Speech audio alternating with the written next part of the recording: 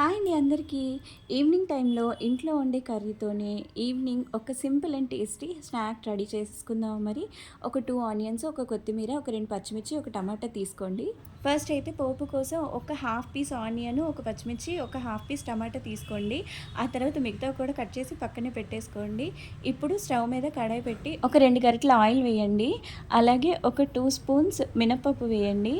ఆ తర్వాత ఇంకో 2 స్పూన్స్ పల్లీలు కూడా వేసేసి బాగా ఫ్రై అవుతున్నప్పుడే ఆనియన్, పచ్చిమిర్చి అందులో వేసేయండి. ఇవి ఫ్రై అవుతూ ఉన్నప్పుడే కొత్తిమీర, ఆ తర్వాత బఠానీ కూడా వేసేయండి. ఆ తర్వాత టమాటా కూడా వేసేసి కాసేపు మూత పెట్టి అలా ఉంచండి. ఉంచిన తర్వాత టమాటా మగ్గుతూ ఉంటుంది.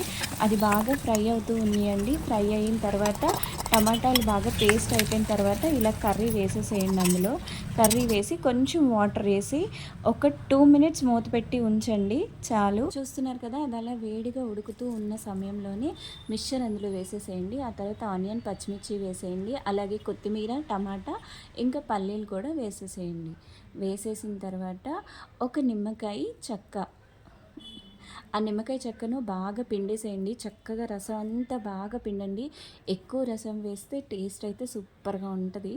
ఈవినింగ్ స్నాక్స్కి మనం చేసుకునే కర్రీతోని ఇలా వేడి వేడిగా హాట్గా స్నాక్ అయితే ప్రిపేర్ చేసుకొని తిన్నారంటే అసలు టేస్ట్ నెక్స్ట్ లెవెల్ ఉంటుంది అంతే.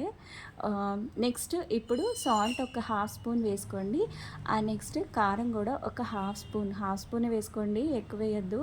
అలాగే ఒక హాఫ్ స్పూన్ చాట్ మసాలా కూడా వేసుకొని ఇప్పుడు మళ్ళీ దానిపైన నిమ్మకాయ, ఇంకో చెక్క నిమ్మకాయని కూడా పిండేసేయండి. అంటే ఒక నిమ్మకాయతో, ఆనియన్తో, పచ్చిమిర్చితో హాట్గా వేడిగా చాట్ మసాలా అయితే రెడీ అయిపోయింది. ఒక్క 2 మినిట్స్ మూత పెట్టారు. Simple and tasty evening snack ready.